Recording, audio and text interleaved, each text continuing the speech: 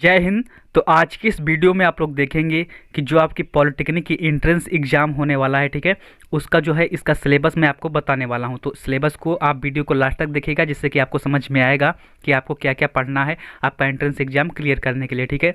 अच्छे से अगर आपको सिलेबस पता होगा, किसी भी एग्ज़ाम का अगर आपको सिलेबस पता है तो उसको क्रैक करने के लिए आप जो है अच्छी मेहनत कर सकते हैं। अगर आपको सिलेबस ही नहीं पता होगा कि उसमें आएगा क्या, तो आप अच्छे अंक जो है उसमें नहीं प्राप्त कर सकते, ठीक है। तो इसमें जो पॉलिटेक्निक अब की बार जो 2022 में जो आपकी एंट्रेंस एग्जाम होने वाला है, ठीक है, उसका सिलेबस मैं यहाँ पे बताने वाला हूँ। आपको पता होगा कि जो पॉलिटेक्निक का एंट्रेंस एग्जाम होता है, जो संयुक्त प्रवेश परीक्षा होती है, जीकप के द्वारा कराई जाती है, ठीक है, तो उसमें क्या क्या सिलेबस में आता है, दो पार्ट में इसका जो है सिलेबस बटा होता है। पहला जो खंड ए होता है उसमें क्या होता है फ्रेंड्स, उसमें आपका मैथ आता है, ठीक है, खंड ए में आपका मैथ आता है। और आपका जो खंड बी होता है, ठीक है, बा खंड जिसे कह सकते हैं आप, सेक्शन बी या सेक्शन ए, इसमें आपका फिजिक्स और केमिस्ट्री आता है, ठीक है, फिजिक्स और केमिस्ट्री आता है। तो ये जो सिलेबस है ये आपका क्या है, ये सिलेबस ए ग्रुप का है, ठीक है। इस पॉलिटेक्निक में कई ग्रुप होते हैं, ए ग्रुप होता है, के ग्रुप होता है, ई ग्रुप होता है, ठीक है, कई सारे ग्रुप्स होते हैं। तो ये जो सिलेबस है ए ग्रुप का है। अगर आप लोग किसी अन्य ग्रुप से हैं तो भी आप लोग वीडियो को लास्ट तक देखिएगा, जिससे कि आप कमेंट सेक्शन में बता सकते हैं कि मुझको किस ग्रुप का जो वीडियो चाहिए, तो उसका भी मैं अपलोड कर दूंगा, ठीक है। तो ये ए ग्रुप का है। खंड ए में मैथ जो होता है ये 50 क्वेश्चन इसमें आते हैं। आप सबसे पहले यहाँ पे ये समझ लीजिएगा कि इसमें 50 क्वेश्चन आते हैं मैथ में, ठीक है। एक क्वेश्चन जो होता है, एक क्वेश्चन 4 नंबर का होता है। अगर आप एक सही क्वेश्चन करेंगे तो आपको 4 अंक मिलेंगे। अगर आप एक गलत क्वेश्चन कर सकते, इसमें नेगेटिव मार्किंग भी होती है, इसलिए आपको तुक्का लगाने से बचना है, ठीक। एक आध क्वेश्चन पे आप तुक्का लगा सकते हैं, बट वो मैं बताऊंगा आपको जब एग्जाम आने जो है समय नज़दीक आएगा, तब मैं बताऊंगा कैसे आपको तुक्का मारना है। बट तुक्के से काम नहीं चलने वाला है, यहाँ पे आप जितना मेहनत करेंगे उतना ही आपके लिए अच्छा होगा, ठीक। तो यहाँ पे आपको देखना ये है कि एक क्वेश्चन अगर आप सही करेंगे तो आपको 4 अंक मिल जाएंगे। अगर आप एक क्वेश्चन गलत कर देते हैं तो आपका जो सही क्वेश्चन होगा उसका तो 4 नंबर चला ही जाएगा। सॉरी, जैसे कि आपने ये क्वेश्चन, आपके सामने एक क्वेश्चन आ गया, तो अगर आपने इसका जो है सही आंसर दिया तो आपको 4 नंबर मिलेंगे, ठीक है।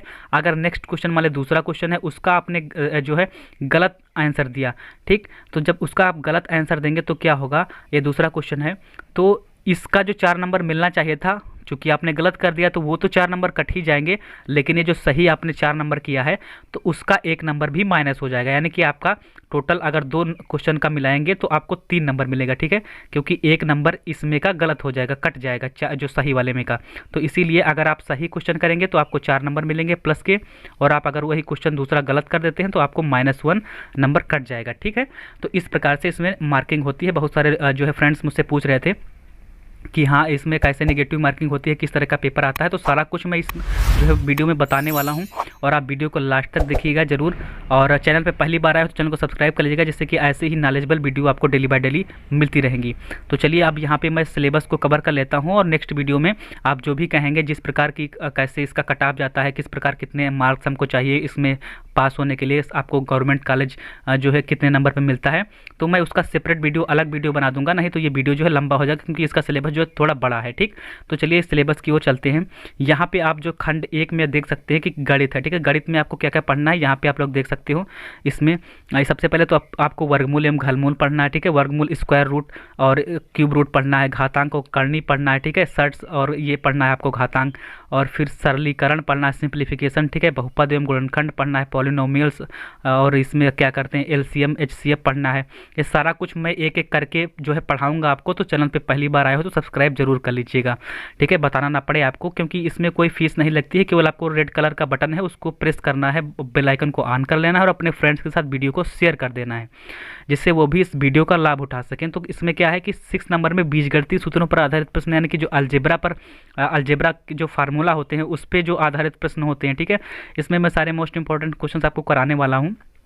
फिर है रैखिक तथा द्विघात समीकरण पढ़ना है आपको, लीनियर इक्वेशन होती है, क्वाड्रेटिक इक्वेशन होती है, ठीक है, उसको पढ़ना है आपको, लघुगणक यानी कि लॉगरिथम पढ़ना है आपको, ठीक है। साथ में मैं इंग्लिश में ही बताता जा रहा हूँ, तो आप लोग ये मत कहिएगा कि हाँ इंग्लिश मीडियम का अलग है या फिर हिंदी मीडियम का, तो मैं साथ में दोनों को कवर करता चल रहा हूँ, ठीक है। संख्या पद्धति का मतलब होता है नंबर सिस्टम, और फिर आपका जो है इसमें 10 नंबर का, इसमें काफ़ी सारे चैप्टर हैं, तो आपको जो है अभी से मेहनत करते रहना है। यहाँ पे डेली बाय डेली एक चैप्टर आपको ख़त्म कर देना है, जिससे कि जल्दी ही आपका सिलेबस ख़त्म हो जाए। है।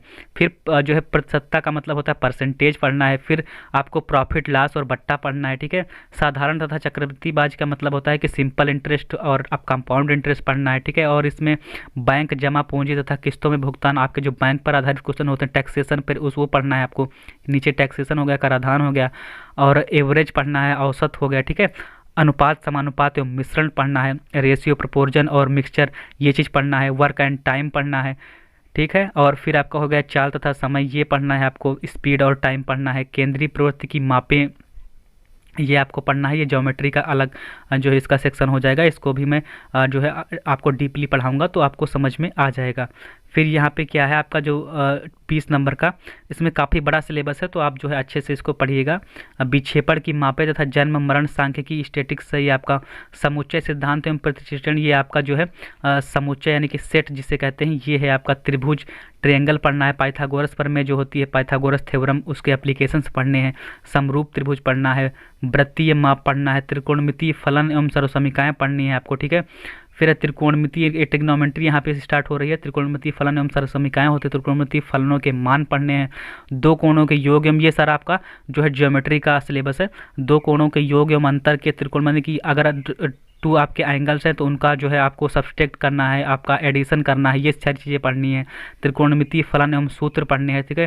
ट्रिग्नोमेट्री के जितने भी सूत्र हैं इसका जो है आपको सूत्र पढ़ने हैं सारे, ठीक है। ऊंचाई और दूरी पढ़ना है, ठीक है। हाइट एंड डिस्टेंस जिसे कहते हैं। सर्कल पढ़ना है आपका। फिर सर्कल और टेंजेंट आपकी जो लाइन है वो पढ़ना है।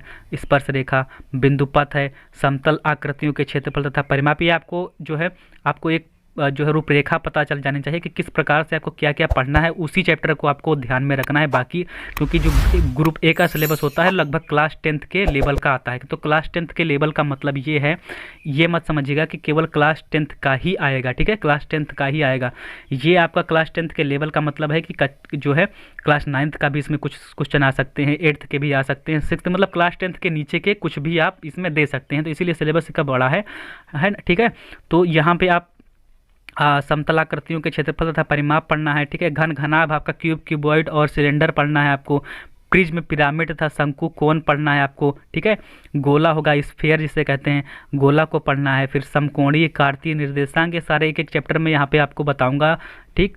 जो है नेक्स्ट वीडियो जब आएगा तो इसका फिर सरल रेखा आपको पढ़ना है, ठीक है। आव्यूह पढ़ना है, ये मैट्रिक्स हो गया। आव्यूह जो है ये आपका शायद जो है पॉलिटेक्निक में इसका जब फर्स्ट सेमेस्टर आता है तो इसमें आपको उसमें भी पढ़ने को मिलेगा, ये आव्यूह जो होता है, ठीक है, मैट्रिक्स।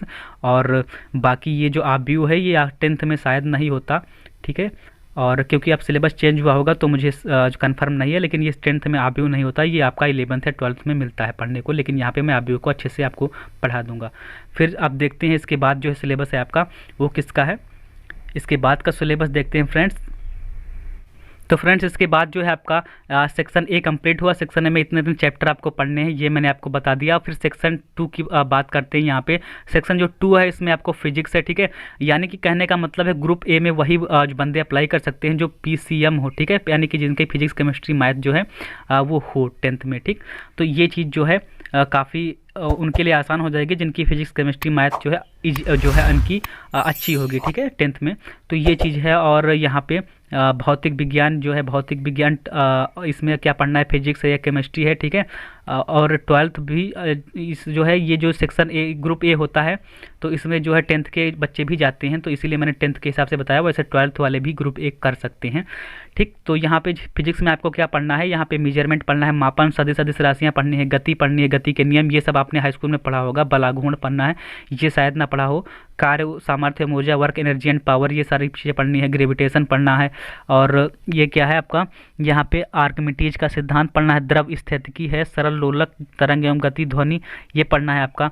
पदार्थ का अणुगति सिद्धांत, तापमिति एवं ऊष्मीय प्रसार, ये आपका केवल चैप्टर है, इसके अंदर बहुत कुछ है पढ़ने को, तो मैं यहाँ पे इसीलिए जल्दी जल्दी बता रहा हूँ, जिससे आप स्क्रीनशॉट भी ले सकते हो अगर चाहें तो आप, ठीक है। बाकी इसकी PDF जो है आप टेलीग्राम चैनल से जुड़ जाइएगा, और यहाँ पे व्हाट्सएप ग्रुप में इसका अलग बना दूंगा, तो उस पर आप लोग जुड़ जाइएगा, जिससे वहाँ पे आपका जो स्टडी मटेरियल है वो वहाँ पे प्रोवाइड कर दिया जाएगा, ठीक। और ये तापमिति एवं ऊष्मीय प्रसार है, विशिष्ट ऊष्मा तथा गुप्त ऊष्मा पढ़ना है आपका। लैटेंट हीट जिसे कहते हैं आप, ठीक है, स्पेसिफिक हीट या फिर लैटेंट हीट। ऊष्मा संचरण हो गया। प्रकाश की प्रकृति, परावर्तन, ये आपने हाई स्कूल में पढ़ा होगा।